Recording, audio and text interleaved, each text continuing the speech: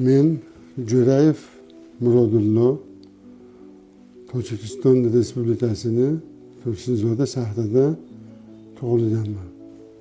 Men o'zi avvaldan shu biron ish qilmaganki hammasini qilib chiqqanman. Mana hozir dehqonchilik bilan shug'ullanaman. Shu issiqxona yo'nalishida pomidor, bodring, bargari ekamiz, keyin dehqonlarga ko'chat tayyorlab beramiz. Dehqonchilik bilan shug'ullanasiz. O'zi bu hududda dehqonchilik qanaqa rivojlangan? Bizni shahrimiz sanoat shaharchasi ham qishloq xo'jaligi rivojlangan shahar.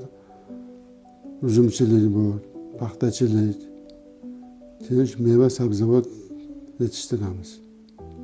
Dehqonlar mana erta ekilinadigan plyonkaning tagiga pomidor, bodring, balg'ari, baqalajon, qalamfur ekishadi. Biz tayyorlab beramiz ko'chatlarni. Qancha yeringiz bor? Umumiy hisobda issiqxona. 2 gektar yerimiz bor. Ko'chat ham yetishtiramiz, o'zimiz ham pomidor, bodring ekamiz, ekib sotamiz. Men qo'limda 20 ta ishchi ishlaydi.